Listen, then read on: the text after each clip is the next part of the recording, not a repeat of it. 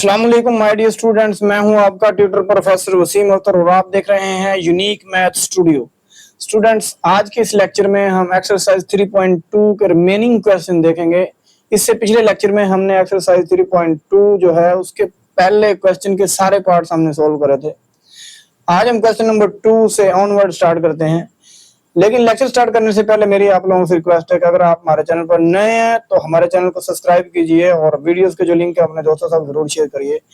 आइए question number 2 से start करते हैं। बिस्मिल्लाहिर्रहमानिर्रहीम। क्वेश्चन नंबर 2 जो है, ये सारे जो आगे आएंगे ये एप्लीकेशंस हैं। आप कहते हैं ना कि मैथ अप्लाई कहाँ पे होती है, तो उसके रिस्पॉन्स में अब हर एक्सरसाइज के एंड पे ये कुछ एप्लीकेशंस रखी होती हैं। आइए क्वेश्चन नंबर 2 के स्टेटमेंट को समझते हैं और सोल्व करने की कोशिश करते हैं। तो स्टेटमेंट है, a farmer bought some sheep for ₹9,000। देखिए यहाँ पे कहता है एक फार्मर है, एक किसान है जिसने ये भेड़ें जो हैं 9,000 में खरीदी हैं। अब सम शीप का नहीं पता कितनी उनकी स्ट्रेंथ है, कितनी तादाद है। ठीक है, बताते हैं बाद में, इसको लेट लूट कर लेते हैं आगे। If he had paid ₹100 less for each. कहता है उसने जितनी भी ये भेड़ें खरीदी हैं उनमें अगर वो हर भेड़ की प्राइस में से 100 कम पे करता है। अब देखें, अगर कम पे करेगा तो कुछ अमाउंट बचेगी ना। अब उसका क्या करना आगे देखते हैं। ये कंडीशंस हैं, यहां से एक्चुअली इक्वेशंस बनेगी, उनको सोल्व करके हमारा रिक्वायर्ड आंसर आ जाएगा। ही वुड हैव गॉट, तो वो हासिल कर लेगा, sheep more 3 more for the same money. यानी इसी 9,000 में अगर वो हर एक शीप के बदले में 100 रुपए कम देता है, उसको क्या होगा, 3 भेड़ें और मिल जाएंगी सेम मनी का मतलब है उसी 9,000 में। How many sheep did he buy, तो उसने कितनी भेड़ें खरीदी। When the rate in each case is uniform, यानी रेट वो सेम ही हो। आइन कंडीशंस को देखते हैं। सबसे पहले हमें पता ही नहीं, इस सम शीप का नहीं पता। हम ऐसा करते हैं, इसको डिनोट कर लेते हैं, हम लेट कर लेते हैं कि x be the number of sheep. x किसको रिप्रेजेंट कर रहा है, भेड़ों की तादाद को शो कर रहा है अभी इनिशियली। ठीक है, अब इसमें हम कंडीशंस पढ़ते जाते हैं, इसको चेंज करते जाते हैं। अब सबसे पहले है तो price of x sheep. x हमने भेड़े कह दिया ना, उन x शीप की, सम शीप की प्राइस कितनी, 9,000। अब मुझे क्या करना है, यहां से एक शीप की जो है वो प्राइस निकाल लेनी। क्यों? क्योंकि यहाँ पे उसने कंडीशन ही ऐसी रखी हुई है कि वो हर शीप की जो प्राइस है उसमें 100 लेस पे करता है। तो मुझे एक शीप की पहले प्राइस निकालनी पड़ेगी। उसके लिए मैं क्या करता हूँ, जैसे आप कहते हैं ना कि अगर आपके पास लेट से ये 5 बिस्किट्स के पैकेट्स हैं, ठीक है, 5 पैकेट्स ही कह लें, उनकी अगर प्राइस आपके पास 250 हो तो मैं 1 की कैसे निकालूंगा, इधर 5 पे डिवाइड करके। सिमिलरली इसी पैटर्न को फॉलो करते हुए मैं क्या करूंगा कि मुझे अगर एक शीप की निकालनी है, एक्स का हमें नहीं पता कि एक्स कितनी शीप्स हैं, लेकिन एक शीप के लिए क्या करेंगे, उस एक्स को नीचे लाके डिवाइड करवा देंगे। तो ये ईच शीप का मतलब या पर शीप कह लें, एक भेड़ की ये प्राइस आ गई। अब उसकी कंडीशन को देखते हैं। कंडीशन उसकी है, if he had paid ₹100 less for each. मैं इधर लिख देता हूं, ठीक है, मैं ये लिख रहा हूं, इससे आपने कंफ्यूज नहीं होना। थ्योरी तो थोड़ी सी हो जाएगी लेकिन समझ आ जाएगी। तो इफ ही पेज 100 लेस पर शीप कह लें या ईच शीप का मतलब एक ही है। देखें तो प्राइस तो चेंज होगी, तो नई प्राइस फिर क्या बन जाएगी। सो न्यू प्राइस इज, तुम्हारे पास प्राइस जो चेंज होके आ जाएगी,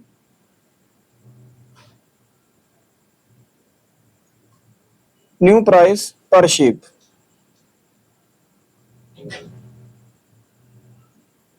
देखें ये पहले वाली प्राइस है, लेकिन इसमें अब उसने क्या करना है, 100 और कम देगा। इसका मतलब हमने क्या करना है, 100 को माइनस करवा देना है। तो 9,000 बाय एक्स, हर भेड़ में वो कहता है 100 रुपए कम दे रहा है, तो वो माइनस हो जाएंगे। पहले इतने थे ना एक भेड़ के। नेक्स्ट बढ़िए, अब इसका फिर रिजल्ट क्या मिलेगा, he would get 3 more sheeps. ठीक है, 3 शीप जो है वो मजीद आ जाएंगी। तो मैं इधर लिख देता हूं, इफ ही गॉट, या गेट लिख लें, सेंटेंस का इधर फर्क नहीं पड़ता। If he got 3 more sheep,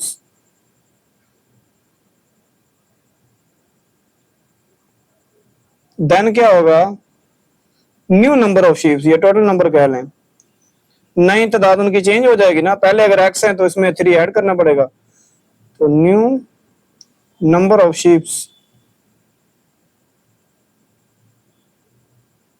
वो हमारे पास क्या आ जाएंगी, पहले लेट से x नहीं पता कितनी है, लेकिन उसमें अगर 3 और आ जाएंगे तो वो 3 ऐड हो जाएगा। अब स्टूडेंट देखिएगा, अगर आपको ये दोनों क्लियर बनाना आ गई है ना, अब वो कहता है कि प्राइस सेम ही रहेगी, वो 9 का 9 जारी रहेगा। देखें ये प्राइस कम हो गई, ये बनी है, ये टोटल हमारे पास शीप्स हैं, तो इनको अगर मैं मल्टीप्लाई करवा दूंगा, ईच शीप को इस टोटल प्राइस से मल्टीप्लाई करवा दूंगा तो मेरे पास वो ही प्राइस आ जाएगी। तो उसने कंडीशन हमारे सामने रखी है कि सिंस प्राइस रिमेन्स सेम, यानी प्राइस इन दोनों की इस कंडीशन पे भी सेम ही रहती है। ठीक है, अब सेम रहती है तो हम इस कंडीशन पे वो देख लेते हैं। हमारे पास जो है प्राइस पर शीप कितनी आई है नए वाली अपडेट होके, तो वो है 9000 डिवाइडेड बाय x माइनस 100। ठीक है, इसको टोटल नंबर जो है नई शेप उससे मल्टीप्लाई करवा दें। हम क्या करते हैं, इसको x प्लस 3 पे मल्टीप्लाई करवा देते हैं और इसकी प्राइस फिर सेम ही रहेगी, वो कितनी 9000 रहेगी। नेक्स्ट हम देखते हैं, तो स्टूडेंट्स यहां से हम x जो है ये एलसीएम ले लेते हैं। ठीक है, क्योंकि एक फ्रैक्शन के बाद नंबर ऐड या सब्ट्रैक्ट तो एलसीएम इसको लेते हैं। एलसीएम x लूंगा तो इधर कैंसिल हो जाएगा, लेकिन 100 के साथ आके मल्टीप्लाई हो जाएगा और इस फैक्टर को मैं एज इट इज लिख दूंगा। और ये जो x है इस साइड पे अब ये डिवाइड हो रहा है, मुझे फ्रैक्शन खत्म करनी, मैं क्या करूंगा दूसरी साइड पे जाके मल्टीप्लाई करवा देता हूँ। ठीक है, ये 9000 है, तो फिर क्या हो जाएगा, इधर आके मल्टीप्लाई हो जाएगा। नेक्स्ट ये देखें, अब दो फैक्टर जो हैं ये इनका प्रोडक्ट है, इधर मल्टीप्लाई करवा देते हैं। 9000 जब x से मल्टीप्लाई हुआ तो 9000, 9000 जब 3 से मल्टीप्लाई हुआ तो 9 3 से 27000, और अब माइनस 100 x जब x से मल्टीप्लाई हुआ तो माइनस 100 x का स्क्वायर हो जाएगा, और माइनस 100 x जब 3 से मल्टीप्लाई हुआ तो माइनस 300 x हो जाएगा, और इधर as it is. Next students क्या होगा कि ये इधर 9000 x जो है प्लस का है, ये इधर प्लस का है, इधर आके माइनस होके कैंसिल हो जाएगा, तो मैं क्या करता हूँ उधर उस साइड से ही कैंसिल करवा देता हूँ। नेक्स्ट मैं अगर रेंज करूं तो हायर पावर जो है वो माइनस 100 एक्स स्क्वायर वाली टर्म में है, और उसके बाद एक्स वाली टर्म लिखूंगा तो माइनस 300 है और ये 2700 है। देखिए माइनस 100 में कॉमन कर सकता हूँ, माइनस का कॉमन करेंगे तो साइंस चेंज होंगे, तो एक्स स्क्वायर और इधर इसको माइनस 100 से डिवाइड करवाएं तो प्लस का 3x आ जाएगा, ये 100 की 2 जीरो कैंसिल हो जाएंगे जब डिवाइड करवाऊंगा तो माइनस 270 आ जाएगा इक्वल 0। जब दो फैक्टर का प्रोडक्ट इक्वल 0 तो दो में से कोई एक 0 होता है, 100 तो 0 होगा नहीं, तो फिर ये होगा, या दूसरे लफ्जों में आप कहते हैं उधर जाकर डिवाइड करवा के 0, तो जैसे मर्जी इसको समझ लीजिए।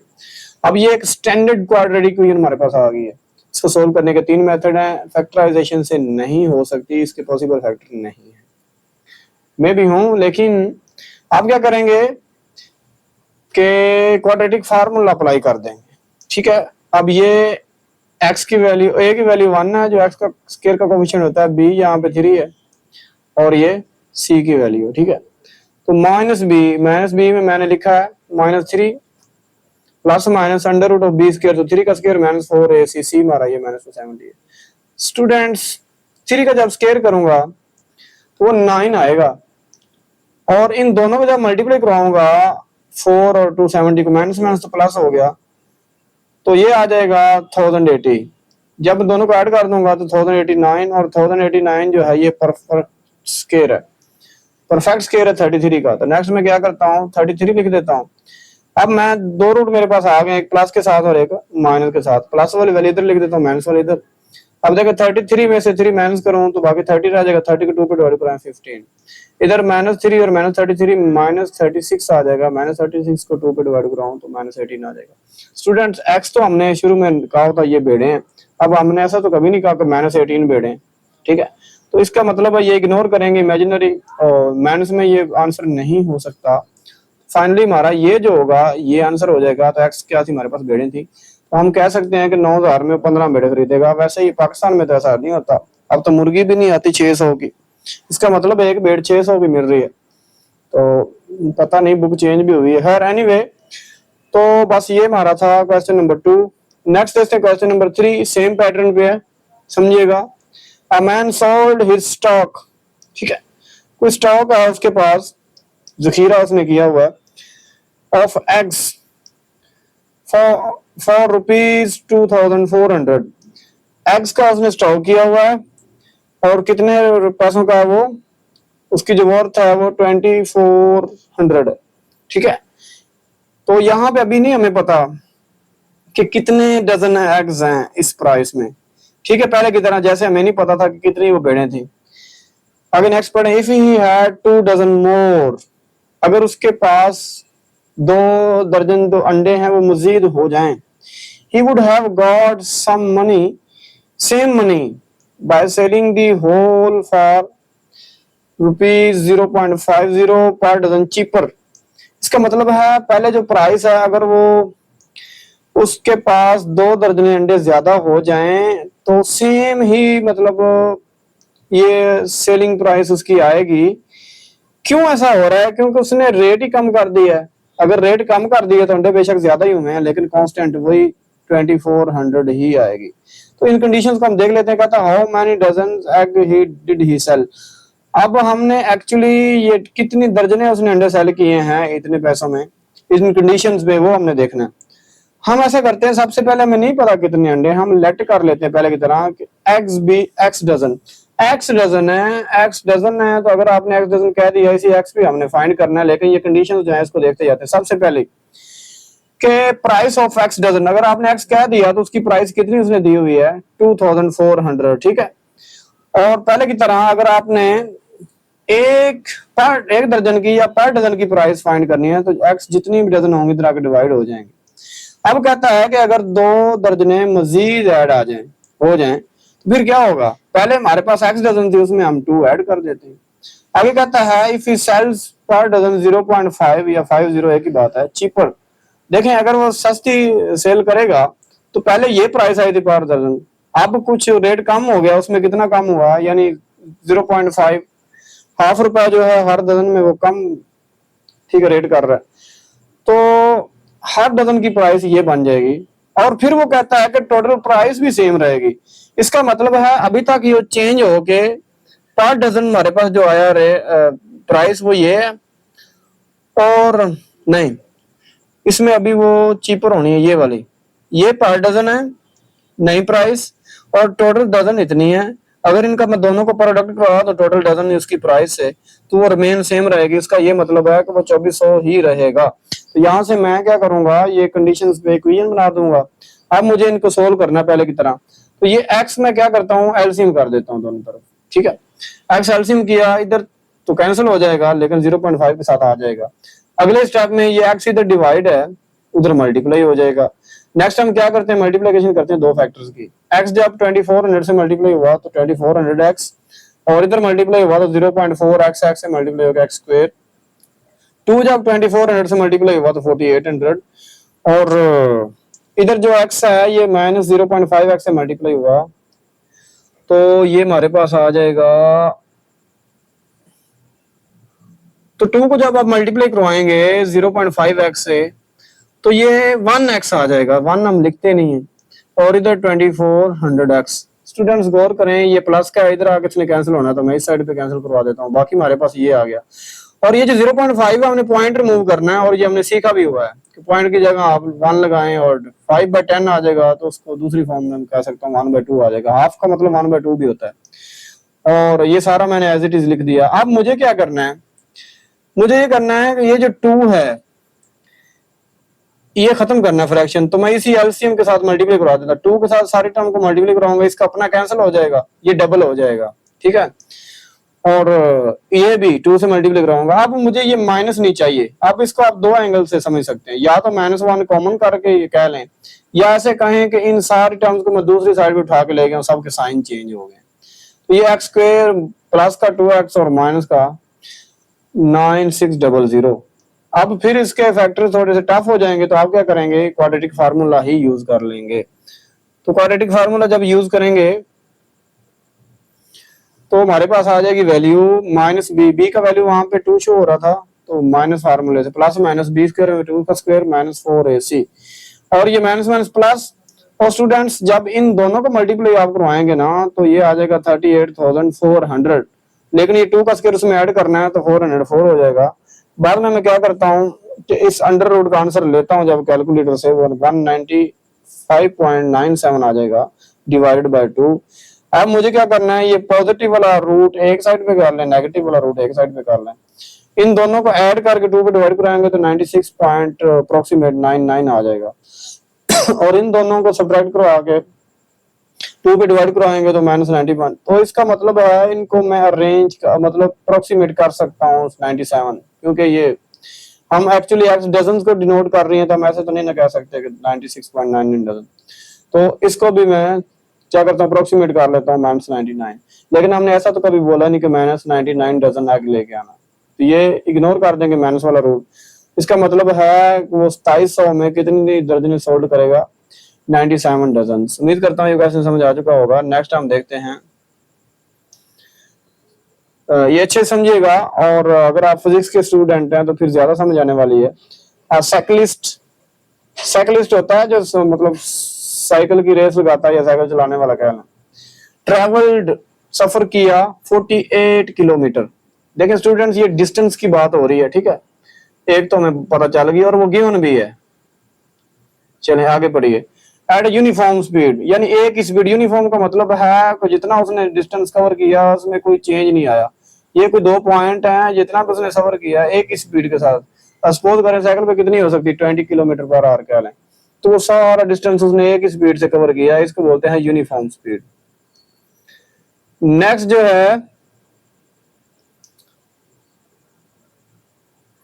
नेक्स्ट जो है, इफ ही है ट्रेवल 2 किलोमीटर पर आवर स्लोर। देखिए अब ये स्लो चला है, ठीक है, स्लो चला है तो ये स्पीड है ना, तो स्पीड कम हो गई है उसकी। ही वुड हैव टेकन, अगर वो कम चलेगा तो भाई साहब उसको टाइम ज्यादा लगेगा ना, more to perform the journey, वही जर्नी वही सफर तय करने के लिए। हाउ लॉन्ग, हाउ लॉन्ग का मतलब टाइम की बात हो रही, कितना अरसा लगेगा। टेक टू कवर 48, कितना टाइम लगेगा, एक्चुअली हमें वो फाइंड करना है। तो स्टूडेंट्स आपको डिस्टेंस दिया हुआ है तो हमें डिस्टेंस का फार्मूला आता है। सबसे पहले मैं क्या करूंगा, ये नोटेशन जो हमने यूज करने हैं पहले तो हम उसको ही लेट कर लेते हैं। तो यहाँ पे जो स्पीड होगी आपने फिजिक्स में देखा है वो यूजुअली आप v से डिनोट करते हैं, तो मैं लेट कर लेता हूँ v स्पीड है, s डिस्टेंस है, ठीक है, आप d भी कह सकते हैं, d कह लें क्योंकि नीचे मैंने d बोला हुआ है, इधर d लिख रहे हैं, तो d डिस्टेंस है और t क्या है, टाइम है। तो डिस्टेंस जब दिया हुआ है तो मैं डिस्टेंस का ही फार्मूला लगाऊंगा। अब आपने ये तो पढ़ा होगा ना कि जो स्पीड होती है ना v, उसको हमने यूं पढ़ा था the distance covered per unit time, यानी v is equal to d/t, distance over time, ठीक है। लेकिन मुझे डिस्टेंस दिया हुआ है तो डिस्टेंस निकालने के लिए d is equal to v multiply by t हो जाएगा। इसी से फार्मूले से मैं अगर रेंज करूं तो ये आ जाएगा। नेक्स्ट में क्या करता हूं, क्योंकि डिस्टेंस का फार्मूला क्यों लगाया, डिस्टेंस की वैल्यू दी हुई थी और टाइम हमें फाइंड करना था, तो ये इक्वेशन बन जाएगी। लेकिन इस इक्वेशन में अब कुछ चेंजेस होंगी क्योंकि कंडीशंस ऐसी हैं, तो मैंने लिखा हुआ है he travel 2 km slow, slow he will take, slow करने का असर ये होगा कि वो 2 घंटे ज्यादा टाइम लगेगा। अगर स्लो चलता है तो पहले क्या था हमारा स्पीड, अगर कोई स्पीड v थी हमने लेट की हुई थी, तो वो अगर स्लो चला है तो वो -2 हो जाएगा।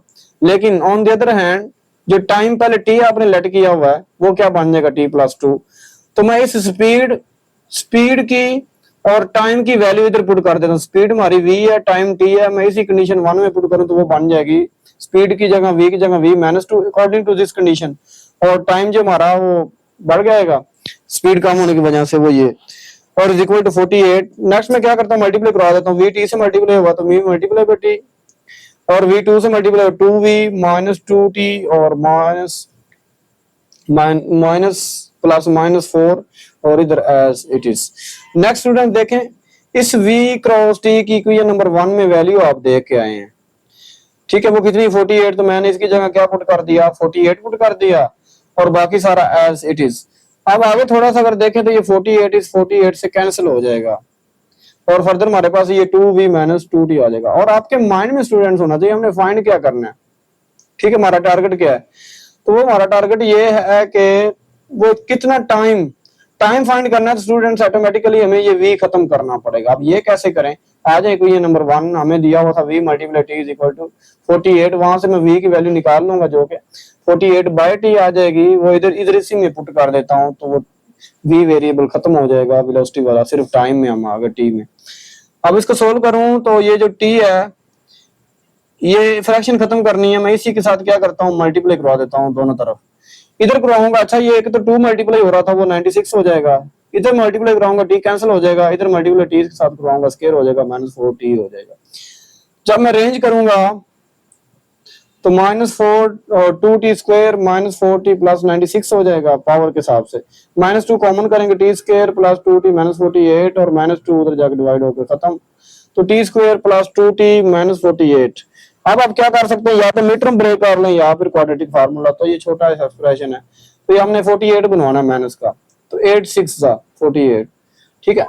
तो इन दोनों में अगर मैं देखूं तो t कॉमन है तो t प्लस 8 रह जाएगा, अगले में -6 common t plus 8, t plus 8 फिर दोनों में कॉमन है तो दो फैक्टर का जब प्रोडक्ट इक्वल 0 होता है उनमें से कोई एक 0 होता है, ये भी 0 रख दिया, ये भी 0 रख दिया। यहाँ से t की वैल्यू -8, लेकिन स्टूडेंट्स टाइम कभी नेगेटिव नहीं होता, और यहाँ पे t की वैल्यू 6, इसका मतलब है हार की बात हुई है तो वो जो डिस्टेंस है ना 48 किलोमीटर का वो 6 हार्स में कवर कर लेगा, यही हमने बताना था। उम्मीद करता हूँ ये क्वेश्चन समझ आ चुका होगा। नेक्स्ट क्वेश्चन नंबर हमारे पास है 5 वाला। क्वेश्चन की स्टेटमेंट है to do a piece of work, एक कोई काम है उसको करने में Abdullah takes 10 days more than Abdul Hadi. देखें अब्दुल्ला का उसने इतना क्लू हमें दे दिया है कि अब्दुल हादी से 10 दिन ज्यादा लेगा, लेकिन मजे की बात यह है कि हमें अब्दुल हादी का ही नहीं पता, ठीक है, कि वो कितना टाइम लेता है, ठीक है। और फिर वो देख हम क्या सपोज कर लेते हैं, लेकिन आगे भी पढ़ लें कि टुगेदर यानी इकट्ठे they finish the work in 12 days. अगर वही काम वो अगर इकट्ठा करें, दोनों मिल के करें तो वो कितने 12 दिन में खत्म कर सकते हैं। हाउ लॉन्ग यानी कितना अरसा लगेगा, कितनी देर लगेगी, कितने दिन लगेंगे, एक्चुअली यहाँ पे दिनों की बात हो रही है। Would Abdul Hadi take to finish it alone, Abdul Hadi अकेला वही काम कितने दिनों में करेगा जो दोनों ने 12 दिन में करना था। सबसे पहले मैं क्या करता हूं, मुझे अब्दुल हादी का ही नहीं पता क्योंकि अब्दुल्ला तो इस पर डिपेंड कर रहा है ना, तो मैं लेट कर लेता हूं Abdul Hadi's time to do work वो x डेज है, ठीक है। तो अब्दुल्ला का हमें पता है वो 10 दिन ज्यादा लेता है, तो अब्दुल हादी का x है, x की जितनी भी वैल्यू हुई हम 10 उसमें ऐड कर देंगे तो x प्लस 10 डेज आ जाएगा। Time to finish work together जो है उन्होंने बताया हुआ है ये 12 है। और स्टूडेंट्स एक बात आप ध्यान से समझ लें, ये किसी ने भी नहीं आपको बताई होगी कि देखें जब भी दो या दो से ज्यादा लोग काम करते हैं तो हमें रेट निकालना पड़ता है। क्यों रेट? इसलिए कि कोई बंदा स्पीड से काम करता है, किसी की स्पीड कम होती है, तो रेट हमें निकालना बहुत जरूरी है। इस तरह के जब भी क्वेश्चन आ जाए, कंपैरिजन हो जाए 2 या 3 लोगों में, तो हम रेट से लेके चलते हैं, हम बनाएंगे रेट के हिसाब से इनकी क्वेश्चन। इसका मतलब है हादीज पर डे वर्क उनका निकालेंगे, ठीक है। देखिए यहाँ पे हमें आइडिया होगा कि हादी की स्पीड ज्यादा, अब्दुल्ला 10 दिन ज्यादा लेता है, वो स्लो है, तो हादीज पर डे वर्क उधर एक्स जाके डिवाइड हो जाएगा, 1 डे रह जाएगा ना, ठीक है, 1/x हो जाएगा। तो हमें अब इसका अब्दुल्ला का भी निकालना है पर डे, तो अब्दुल्ला पर डे वर्क हो जाएगा 1/x प्लस 10, और फिर दोनों का टोटल भी पर डे कितना होगा। ये तो 12 दिन थे ना टोटल वर्क का, लेकिन पर डे का टोटल करूंगा तो 1/12 हो जाएगा। बेशक थ्योरी मैंने लिखी है लेकिन ये आपकी हेल्प करेगी। अब पर डे वर्क टुगेदर में निकालना चाहता हूं, उसके लिए मैं क्या कर दूंगा कि वो भी 1/12 हो जाएगा, ये जैसे था वो तो ओवरऑल था ना। अब मुझे क्या करना है कि उन दोनों को ऐड कर देना है, ठीक है, दोनों का पर डे वर्क ऐड कर देना है और इक्वल टू ये पर डे था ऐड करूंगा। अच्छा ये दो तरीके हो सकते हैं, या तो एलसीएम के साथ दोनों तरफ मल्टीप्लाई करवा दें या इन दोनों का एलसीएम ले लें। तो इस बार मैं एलसीएम ले रहा हूँ, एक्स भी आ जाएगा, एक्स प्लस 10 भी आ जाएगा। देखें स्टूडेंट्स ये इधर मल्टीप्लाई हो जाता है जब ये प्राइम नंबर हो, ये प्राइम फैक्टरी है ना एक दूसरे के, और ये इधर मल्टीप्लाई हो जाएगा। चले करवा के देखें, इधर 1 से मल्टीप्लाई हुआ तो वही x प्लस 10 आ जाएगा, और x 1 से मल्टीप्लाई हुआ तो x आ जाएगा। और नेक्स्ट हम क्या करते हैं कि इन दोनों का x और x को ऐड करूं तो 2x हो जाएगा प्लस 10, और नीचे मल्टीप्लाई भी करवा दें एक्स एक्स से मल्टीप्लाई हुआ तो एक्स स्क्वायर और एक्स 10 से मल्टीप्लाई हुआ तो 10x इज इक्वल टू 1/12। अब मैं क्या करता हूँ, क्रॉस मल्टीप्लाई करवा देता हूँ, इस वाले टर्म को इधर मल्टीप्लाई करवा देता हूँ, इस वाले को इधर मल्टीप्लाई करवा देता हूँ। तो क्रॉस मल्टीप्लाई करवाने से ये 1 इनके साथ मल्टीप्लाई हुआ तो एक्स स्क्वायर प्लस 10x, और जो 12 इनके साथ मल्टीप्लाई होगा 12 2 24x और 12 10 120।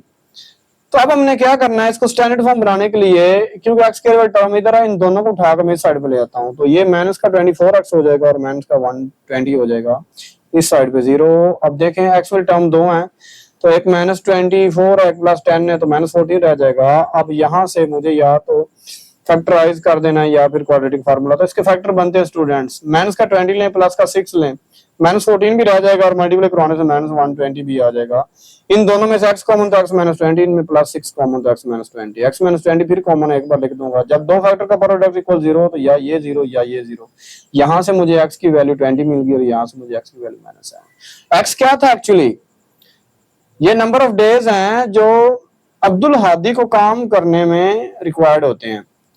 तो डेज तो स्टूडेंट कभी माइनस होते नहीं, हमने ऐसा नहीं कहा कि ये काम आप -2 दिन में कर लोगे, इसलिए इग्नोर कर देंगे ये माइनस वाला रूट, और ये वैलिड सोल्यूशन 20 डेज वाला। इसका मतलब है अब्दुल हादी का हमने एक्सलेट किया हुआ था तो x हमारा 20 आ गया, इसका मतलब है वो अकेला काम जो 12 दिन में दोनों कर रहे थे अकेला करेगा तो 20 दिन लगेंगे।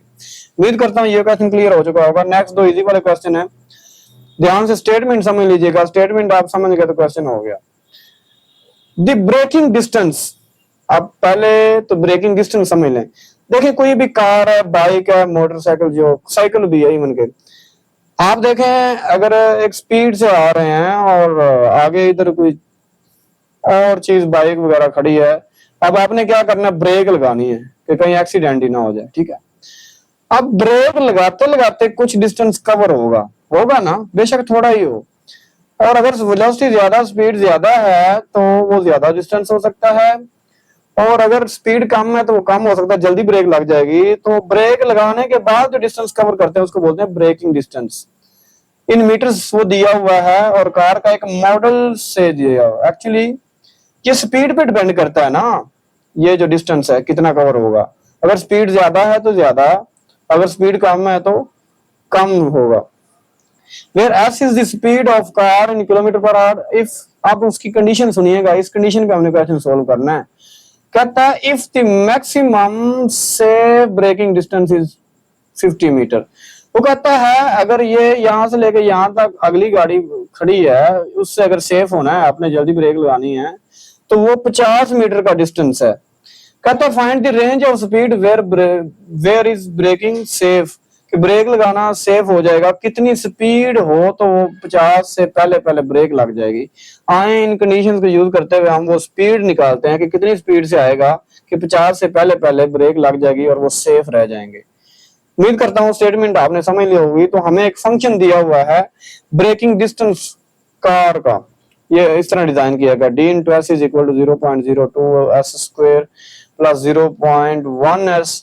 अब हम क्या करते हैं, उसने कंडीशन बताई हुई, उस कंडीशन को यूज करूंगा कि आज maximum safe braking distance is 50, तो मैं सेफ ब्रेकिंग जो फंक्शन हमारा ds है, मैक्सिमम का मतलब है ज्यादा से ज्यादा 50 हो सकती है स्टूडेंट्स, कम भी तो हो सकती है, इसलिए मैं क्या करूंगा, लेस और इक्वल यूज करूंगा, क्योंकि उसने तो ज्यादा से ज्यादा बताया ना, उससे कम भी तो पॉसिबल हो सकता है, तो लेस और इक्वल।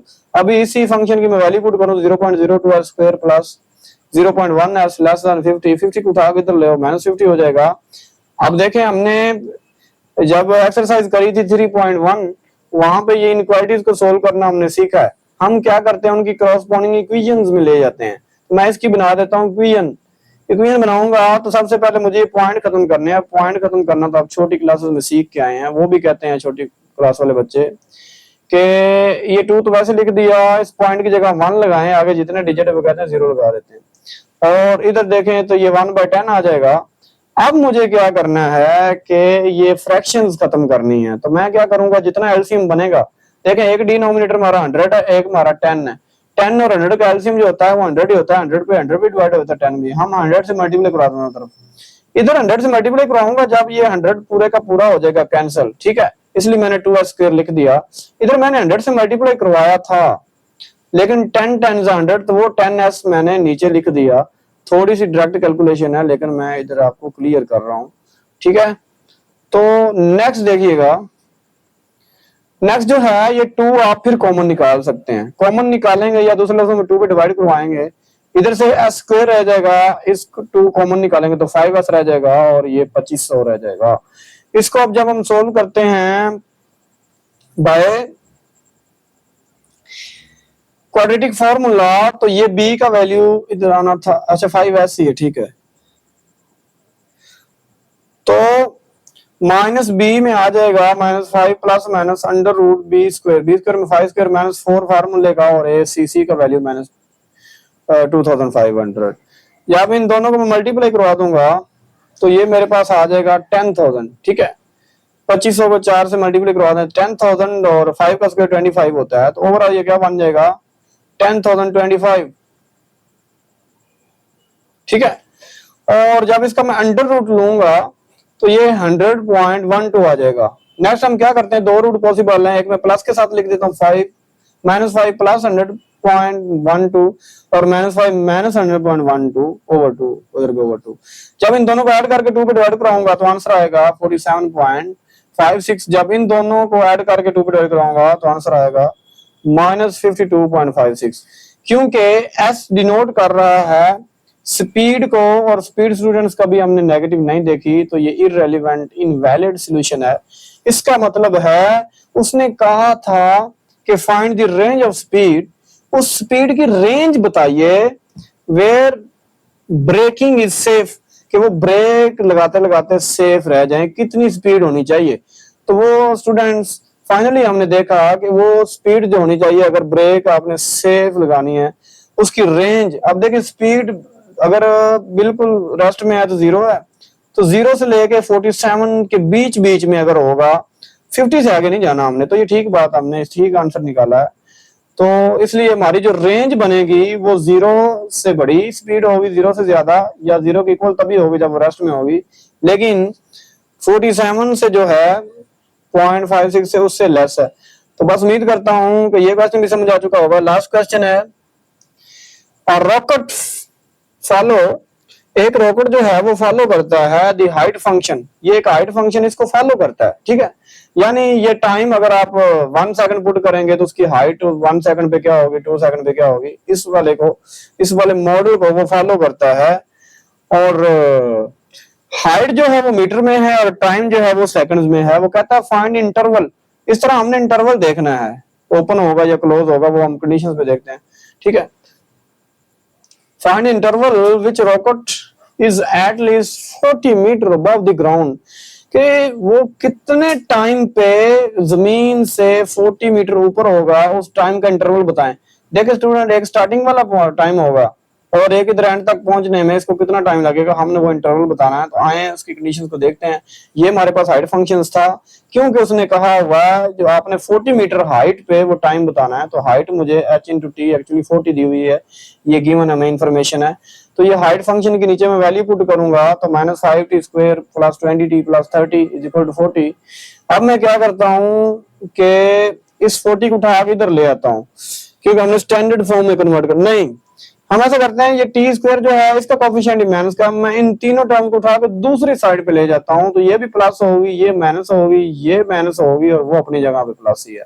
अब हम देखते हैं 5t square as it is -20t as it is, और 40 - 30 करें तो +10 आ जाएगा। फर्दर आप देखेंगे तो 5 पे फिर ये डिवाइड होते हैं, दूसरे ऑप्शन 5 कॉमन आ सकता है, तो यहाँ से टी स्क्वायर आ जाएगा 5 4 दा 20 होता है और 5 2 दा, वो अगर कॉमन आप समझते हैं तो उधर आगे डिवाइड हो गया, अदरवाइज आप ये समझ लें कि 5 पे डिवाइड करवा दिया। नेक्स्ट क्या करेंगे, इस पे क्वाड्रेटिक फार्मूला हम अप्लाई कर देते हैं, तो माइनस इंटू बी का वैल्यू -4 है, ये टी का कोएफिशिएंट आप देख सकते हैं, plus minus under root b square -4ac। देखें जो -4 का स्क्वायर होता है वो 16 प्लस हो जाता है, लेकिन माइनस उसमें कर देंगे 4 टू द 8, 16 - 8 करूंगा तो 8 आ जाएगा, नीचे 2 × 1, ए का वैल्यू 1 था, तो 4 प्लस अंडर रूट 8 को जब फैक्टराइज करते हैं ये 2 स्क्वायर मल्टीप्लाई 2 होता है, तो ये अंडर रूट्स कट जाएगा, 2 बाहर आ जाता है, 2 अंदर रह जाता है, इसलिए इसकी फैक्टराइजेशन यूज करते हैं। और नेक्स्ट क्या करेंगे, जब प्लस माइनस है दोनों रूट्स को अलग-अलग हम कर देते हैं, ठीक है।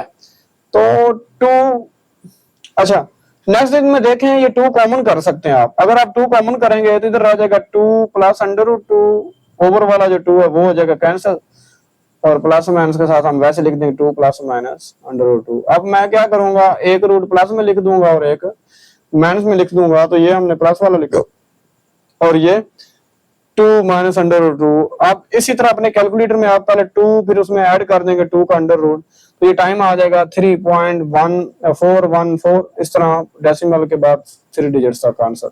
और इधर टी आ जाएगा टाइम हमारे पास 0.586। तो स्टूडेंट्स उस रॉकेट ने अगर 40 मीटर की हाइट में रहना है तो इस टाइम से इस टाइम के बीच में वो हाइट हो जाएगी, तो हम कह सकते हैं the time interval which the rocket is at the height of 40 metre is वो इंटरवल उसने पूछा हुआ था, वो इंटरवल हमने निकाल लिया है। उम्मीद करता हूँ आप लोगों को ये लेक्चर समझ आ चुका होगा। और फर्दर आपको किस चैप्टर के लेक्चर्स चाहिए या नोट्स चाहिए वो आप मुझे कमेंट सेक्शन में बता सकते हैं। यूट्यूब में हमारा इंस्टा का भी लिंक है, वहां से भी कॉन्टेक्ट कर सकते हैं। तो हमें सपोर्ट करते रहिए, इंशाल्लाह नेक्स्ट मिलते हैं चैप्टर 4 के साथ। अपना ख्याल रखिएगा, अल्लाह हाफिज।